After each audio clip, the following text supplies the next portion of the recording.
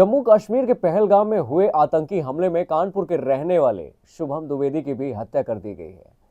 शुभम अपने पूरे परिवार के साथ यानी 11 लोगों के साथ वह पहलगाम गए हुए थे और 23 अप्रैल को वो वहां से निकलने वाले थे, लेकिन लौटने के एक दिन पहले ही एक ऐसी घटना वहां पे घटित हो गई। जी हां, आतंकियों के द्वारा जो वहां पे टेरर अटैक किया गया है उसमें शुभम द्विवेदी की भी हत्या हो गई है। शुभम की उम्र महज 31 वर्ष की थी और 2 माह पहले ही उनकी शादी हुई थी। उनकी हत्या उस वक्त की गई जब वो घोड़े पे सवार होकर पहलगाम की ओर जा रहे थे और आतंकियों ने उनके सिर में गोली मार दी। सिर में गोली लगने के बाद जब उनकी पत्नी ने उनसे कहा कि मुझे भी गोली मार दो, तो आतंकियों ने कहा कि नहीं, हम तुम्हें गोली नहीं मारेंगे, बल्कि तुम सरकार को जाके बता दो कि हमने इनकी हत्या कैसे की है। 3 बजे 3:30 बजे के लगभग फ़ोन हमें सूचना मिली दीक्षित जी के माध्यम से कि कोई घटना हो गई है। आशीष दीक्षित जी हैं ये, उनके माध्यम से सूचना मिली कि कोई घटना हुई है, जम्मू कश्मीर में आतंकवादी हमला हो गया है और भाई साहब का फ़ोन नहीं लग रहा है। तो फिर हमने तुरंत भाई साहब से संपर्क किया, तो वो काफ़ी ज़्यादा परेशानी में थे उस समय, कुछ बताने की स्थिति में नहीं थे। उन्होंने सिर्फ इतना बताया कि हाँ, यहाँ पे आतंकवादियों ने गोलीबारी करी है और सुबह उसमें फंस गए हैं। और फिर आधे घंटे बाद फिर जब हमारी बात होती है तो उन्होंने बताया कि शुभम को गोली लग गई है और इसके अलावा उन्हें कोई जानकारी नहीं हो पा रही थी कि शुभम की क्या स्थिति है उस समय पे। बाद में न्यूज़ चैनलों में भी सारी खबर आई, एक फ़ोटो भी जारी किया गया, उससे हम लोगों ने काफ़ी कोशिश करी है जानने की कि क्या ये शुभम है, लेकिन ये हम लोग नहीं आश्वस्त हो सके कि ये शुभम ही है। फिर 6:30 बजे के लगभग जब भाई साहब से बात हुई तो उन्होंने बताया कि हाँ, इसकी पुष्टि हो गई है कि शुभम को गोली लगी और वो उस दुनिया में नहीं रहे। मुझे सूचना मिली, जब हम लोगों ने हालचाल लेने के लिए उनको फ़ोन किया तो वहाँ से बताया गया कि वहाँ पर एक आतंकी हमला हो गया है और उसमें गोलीबारी में शुभम भैया को गोली लग गई है। उस समय तक उन लोगों को भी पुष्टि नहीं थी कि गोली मतलब कहाँ लगी, क्या लगी, कैसे क्या हुआ। उसके करीबन 15-20 मिनट बाद जब मेरी भाभी से बात हुई तब उन्होंने मुझे बताया कि शुभम को गोली मार दी है और सर के पास गोली मार दी है। काफ़ी समय से वहाँ पर माहौल काफ़ी शांत था और हम लोग को इस तरीके का आश्वासन था कि वहाँ पर जो हालात हैं वो सामान्य हैं, तो इस तरीके की कोई शंका नहीं थी।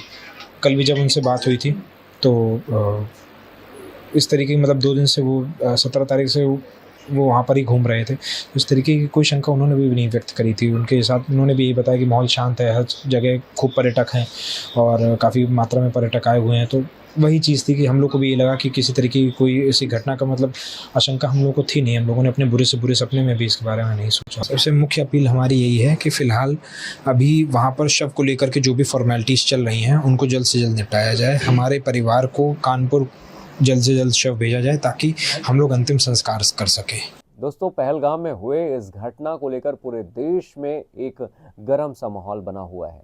लापरवाही कहीं ना कहीं अगर देखी जाए तो सरकार से भी हुई है, क्योंकि एक साल में 25 लाख पर्यटक अगर वहां जाते थे, जिनमें से 22 लाख पर्यटक पहलगाम जाते थे।